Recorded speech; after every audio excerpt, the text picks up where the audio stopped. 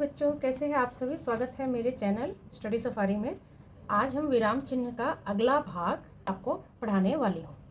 मैंने पिछले 3 भाग में आपको पूर्ण विराम, अल्प विराम, अर्ध विराम, प्रश्नवाचक चिन्ह, विस्मयादिबोधक चिन्ह, उद्धरण चिन्ह और योजक चिन्ह, ये सारे चिन्ह के बारे में आपको पढ़ा दिया है।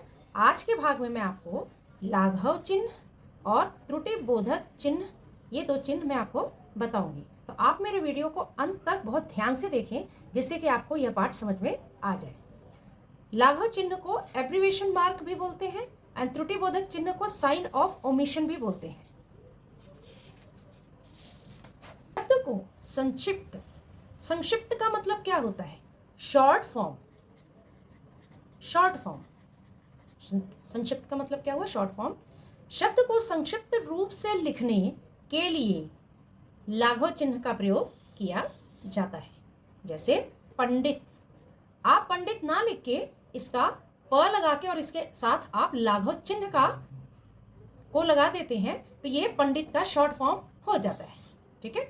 ऐसे प्रोफेसर, प्रोफेसर का प्रो लगाया और आपने लाघव चिन्ह लगा दिया। ठीक है, तो ये आपका शॉर्ट फॉर्म संक्षिप्त प्रोफेसर बन गया।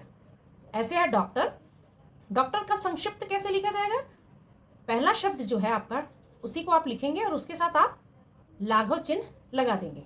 पंडित का पहला वर्ण लिखा आपने और आपने लाघव चिन्ह लगा दिया। प्रोफेसर का आपने पहला वर्ण लिखा प्रो और उसके साथ लाघव चिन्ह लगा दिए, ये आपका शॉर्ट फॉर्म बन गया। एंड डॉक्टर का आपने पहला वर्ण लिखा और उसके साथ आपने लाघव चिन्ह लगा दिया। तो ये आप इनके शब्द ना बोल के आप इसका शॉर्ट फॉर्म अगर लिख देते हो तो इसके लिए लाघव चिन्ह का प्रयोग किया जाता है। अगला है हमारा त्रुटि बोधक या हंस पद चिन्ह। त्रुटि बोधक या हंस पद चिन्ह, इसका चिन्ह का देखिए साइन क्या है, चिन्ह देखिए क्या है। त्रुटि बोधक या हंस पद का चिन्ह क्या है? ऐसे, ठीक है ना। तो देख रहा, वाक्य लिखते समय भूलवश कोई शब्द छूट जाने पर, मान लीजिए कि आप कोई वाक्य लिख रहे हैं और आपसे गलती से कोई शब्द छूट गया, तो क्या करते हैं आप त्रुटि बोधक या हंस पद चिन्ह का प्रयोग करते हुए जो शब्द आपका छूटा है उसको आप लिख देते हैं। कैसे? देखिए, जो हुआ नहीं हुआ, आप ये समझे कि जो हुआ नहीं हुआ, कुछ छूट गया। क्या छूटा? आप भूलवश आपने अच्छा नहीं लिखा, तो आप क्या करेंगे? आप ये त्रुटि बोधक का चिन्ह लगा के उसके ऊपर अच्छा लिख देंगे। ठीक है। जहां वहां राह, तो कुछ तो छूट गया, जो छूटा वो आप हंस त्रुटि बोधक चिन्ह को प्रयोग करते हुए ऊपर उस शब्द को लिख देते हैं। तो आपने जब ऐसे लिख दिया तो यहाँ क्या छूटा था हमारा? चाह। तो जहां चाह वहां राह। ठीक है। चलिए हम एक वर्कशीट कर लेते हैं। आपको आज मैंने 2 बताया, लाघव चिन्ह एंड त्रुटि बोधक चिन्ह। ठीक है। तो त्रुटि बोधक चिन्ह लगाकर सुधार कीजिए। चलिए हम लोग सुधार करते हैं। मैं स्कूल गया, पढ़ाई की, कुछ तो छूट गया, यहाँ पे क्या छूटा? और यहाँ पे आप त्रुटि बोधक चिन्ह लगाएंगे और ऊपर आप और लगा देंगे। ठीक है। वह पार्क गया, खेला, तो कुछ, तो यहाँ पर भी आप देख रहे हैं एक शब्द जो है हम भूल गए। ठीक है, तो उसको हम क्या करेंगे? यहाँ पे हमने आपको त्रुटि बोधक चिन्ह लगाया और ऊपर लिख दिया और। वह पार्क गया और खेला, हमने खाना खाया, सो गए, यहाँ पर भी देखिए हमारा क्या छूट गया? और। तो यहाँ हमने त्रुटि बोधक चिन्ह लगाया और ऊपर और लिख दिया।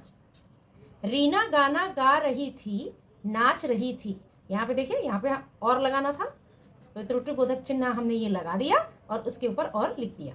वह किताब पढ़ा, वह किताब पढ़ी, समझा, वह किताब पढ़ी, यहाँ पे त्रुटि बोधक चिन्ह लगाया और समझा।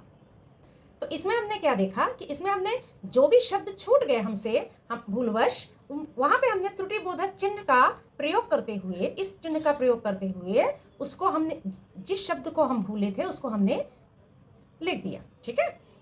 एक वर्कशीट हम और करते हैं।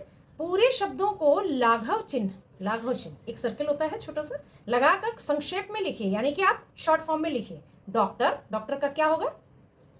पहला वर्ण लिखे डॉ और उसके नीचे आप, उसके आगे आपने लाघव चिन्ह का प्रयोग कर दिया। श्रीमान, श्रीमान का क्या होगा? श्री लिखे और आपने लाघव चिन्ह का प्रयोग कर दिया। ये आपका क्या बन रहा है, ये सब आपका शॉर्ट फॉर्म यानी कि संक्षेप में आप लिख रहे हैं। कुमारी, कुमारी का कु लिखिए और आपने लागू चिन्ह लगा दिया। हमारा बचता है सन, सन का स लगा दिया और लागू चिन्ह हमने लगा दिया। सन का हमने स लगाया, लागू चिन्ह लगा दिया, और मास्टर का हमने माँ लगा के लागू चिन्ह। ये सारे हमारे क्या हो गए, शॉर्ट फॉर्म बन गए। आज के पाठ में मैंने आपको अगले 2 चिन्ह के बारे में यानी कि लघु चिन्ह और त्रुटिबोधक चिन्ह के बारे में आपको पढ़ा दिया है। अगले पाठ में मैं और चिन्हों के बारे में आपको पढ़ाऊंगी। तब तक के लिए बाय।